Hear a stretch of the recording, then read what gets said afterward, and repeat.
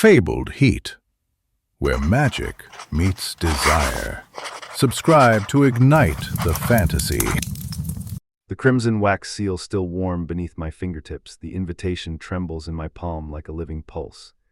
Madame Serafina Vale, you are cordially invited to a private tasting of the 1787 Chateau Lafite, hosted by Monsieur Adrien Delacroix at his estate on the night of the new moon. Attire, formal evening wear.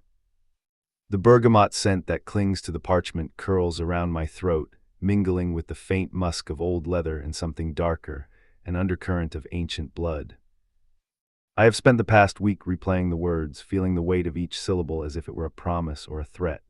The Delacroix name is whispered in the salons of Paris, spoken with reverence and a hint of fear. My own reputation as a connoisseur of rare vintages has earned me a place at tables where the elite sip history itself. Yet this invitation feels different. It is not merely a social call, it is a summons. The carriage ride to Delacroix Manor is a blur of rain-slicked cobblestones and the low growl of thunder. The sky is bruised with storm clouds, the air thick with the metallic tang of impending rain. I pull my cloak tighter, feeling the soft whisper of silk against my skin, and watch the landscape roll past, ancient oaks bent low, their branches clawing at the heavens, and distant hills that seem to breathe with the wind. When the iron gates finally part with a sigh that sounds like a whispered promise, I step onto the manor's grounds. The gates themselves are massive, wrought iron twisted into the shapes of snarling beasts, their eyes set with rubies that catch the fleeting light. As they swing open, a cool draft brushes my cheek, carrying the scent of damp earth and night-blooming jasmine. The garden beyond is a maze of hedges, each leaf glistening with dew, each flower exhaling perfume that wraps around me like a lover's sigh. Torches line the stone pathway, their orange flames flickering and casting trembling shadows on the marble statues of winged beasts that guard the entrance. The light dances across the polished flagstones, creating a rhythm that mirrors the quickening of my heart. I pause for a moment, inhaling the fragrant night air, feeling the subtle vibration of anticipation humming through the stone beneath my boots. Great doors of the manor open with a resonant groan, revealing a hall that seems to swallow the darkness outside and replace it with a warm, amber glow. Velvet drapes hang heavy from towering windows, their deep burgundy hue absorbing the faint light of the torches. The floor is a mosaic of polished marble, each tile reflecting the firelight in a kaleidoscope of reds and golds. A long table stretches down the center, set with crystal goblets, silver cutlery, and platters of dark fruits and aged cheeses. The air is thick with the scent of oak barrels, ripe figs, and a faint, lingering perfume of incense that hints at something older, something ritualistic. At the far end of the hall, framed by towering windows that reveal a moonless night, stands Adrien Delacroix. He is taller than I imagined, his shoulders broad, his dark hair slicked back in a way that catches the torchlight like a raven's wing. His eyes, storm clouds of violet, hold a hunger that makes my pulse quicken, a magnetic pull that feels both dangerous and inevitable. He wears a midnight coat that sweeps the floor, the hem whispering against the polished marble with each deliberate step. He turns as I approach, and the room seems to hold its breath. The faint crackle of the torches is the only sound that breaks the silence. "Serafina," he murmurs, his voice a low, velvety purr that vibrates against the hollow of my throat. The name rolls off his tongue like a caress, and I feel a shiver travel down my spine. He lifts a crystal goblet, the liquid within catching the torchlight, turning it a deep, blood-red hue. "Taste," he commands, and I feel the weight of his gaze settle on my lips, as if he can read the very thoughts that flutter behind my eyes. I raise the goblet, the cool glass tingling against my palm, and bring it to my mouth. The wine is intoxicating, rich, dark, with notes of blackcurrant, ash, and a lingering hint of iron that seems to echo the metallic taste of the seal I held earlier. As the liquid slides down my throat, a shiver runs through me, not just from the flavor but from the electric charge that crackles between us, a current that hums in the space like a hidden chord. Adrien steps closer, his breath cold against my cheek, his hands sliding to the small of my back, fingers digging into the silk of my dress. I can feel the heat of his skin through the fabric, a stark contrast to the chill of his breath.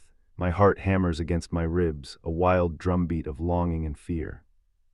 "You taste like sin," he whispers, his lips barely grazing my ear. The words are a promise and a threat, and I feel my own desire rise, hot and fierce, like a flame fighting against the night. The world narrows to the heat of his skin, the taste of ancient wine on my tongue, and the intoxicating promise of eternity. I close my eyes, letting the sensations wash over me, and in that moment I hear a faint, almost imperceptible rustle, like the whisper of silk against stone, like the soft sigh of a creature awakening. Without warning, his fangs flash, catching the torchlight. I gasp, a gasp that turns into a gasp of pleasure as his teeth graze the tender skin of my throat. The pain is sharp, but it is laced with an exquisite heat that spreads through my veins, igniting every nerve. It is as if the wine I have just tasted has been replaced by something older, something primal. I press my hands against his chest, feeling the rapid thrum of his heart beneath his coat, and I whisper, "Turn me." He laughs, a sound that is both cruel and tender, and his eyes blaze brighter, the violet storm clouds swirling with an intensity that makes the shadows around us seem to coil like living things. "You have no idea what you're asking for," he hisses, his voice low, resonant, as if the walls themselves are listening. The darkness around us deepens, the torches flickering as if caught in a sudden wind, though the air remains still. My mind races. I have spent years chasing the elusive taste of immortality, reading ancient texts that speak of blood-kissed lovers and the price they pay. I have tasted the finest wines, but none have ever promised the kind of eternity that Adrian offers. Yet fear claws at the edges of my resolve. What if I am merely a pawn in a game that spans centuries? "I have lived long enough to know the cost," I say, my voice steadier than I feel, "and I have chosen this path." He steps even closer, his forehead brushing against mine, the heat of his breath mingling with the cool night air that seeps through the open windows. The scent of jasmine intensifies, wrapping around us like a veil, while the faint musk of ancient blood becomes more pronounced, a reminder of the lineage that courses through his veins.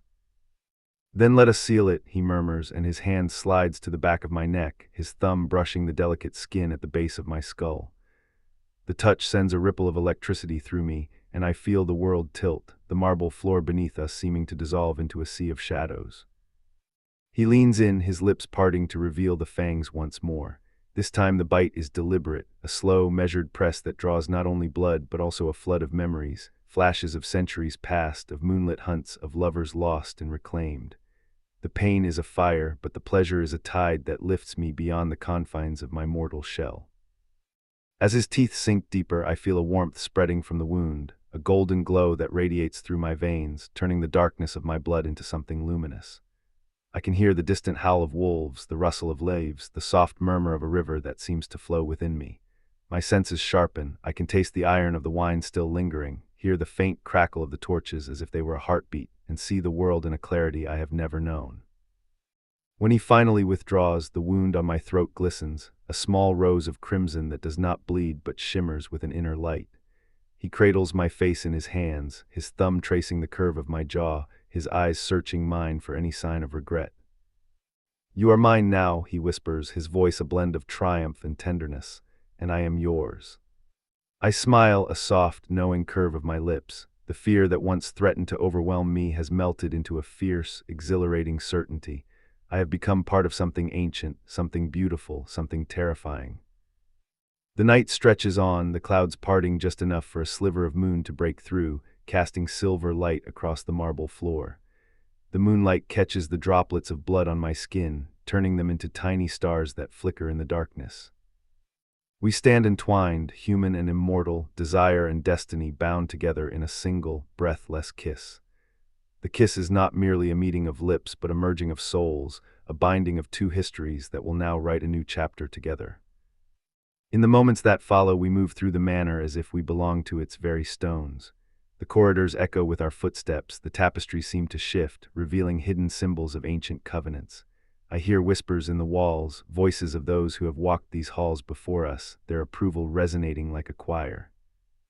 Adrian leads me to a balcony that overlooks the estate's sprawling gardens. The storm has passed, leaving the air crisp and scented with rain-kissed earth. The night sky is a tapestry of stars, each one a witness to our pact. "Tell me, Serafina," he says, his hand resting lightly on the small of my back, "what do you seek in this eternity?" I turn to face him, the moonlight painting silver highlights in my hair. My heart, now beating with a rhythm that feels both familiar and otherworldly, steadies as I answer. "I seek a love that does not fade with the seasons, a partnership that transcends time. I seek to taste the world in all its flavors, to feel every heartbeat, to create a legacy that will echo beyond the grave." He smiles, a slow, genuine curve that reaches his eyes. Then we shall drink together forever. We raise our goblets once more, the wine now a symbol of our union, its deep red hue mirroring the blood that now binds us. The taste is richer, more complex, as if the wine itself has absorbed the essence of our pact. As the night deepens, we speak of histories, of battles fought in shadows, of loves lost and found. He tells me of his lineage, of the night he was turned, of the centuries he has watched empires rise and fall. I share my own story, my upbringing among vineyards, my relentless pursuit of perfection, my yearning for something beyond the ordinary. The conversation flows like the wine, smooth and intoxicating, each word a thread weaving us tighter together. I feel his hand on my waist, his fingers warm against my skin, grounding me in the present even as the promise of eternity stretches ahead. When the first light of dawn begins to tint the horizon, the manor's great hall is bathed in a soft, golden glow. The torches have been extinguished, their embers smoldering in the stone. The night's magic lingers, a palpable presence that seems to hum in the air. Adrian turns to me, his violet eyes reflecting the pale sunrise. We have many years ahead, he says, his voice softer now, almost reverent, and many wines to taste, many nights to share. I nod, feeling a surge of confidence and love that feels as ancient as the stones beneath our feet, and I will stand by you through every storm and every sunrise. He pulls me close, his arms encircling me, and we stand there, two silhouettes against the breaking day, bound by blood, wine, and an unbreakable promise. The world around us awakens, but within the walls of Delacroix Manor, time seems to pause, honoring the moment when a mortal heart chose immortality and an immortal soul chose love. The story of our night will be whispered in the corridors for generations, a tale of a crimson seal, a tasting of wine, and a kiss that sealed destiny. And as the sun climbs higher, we step forward together, ready to write the chapters yet unwritten, our footsteps echoing on marble, our hearts beating as one.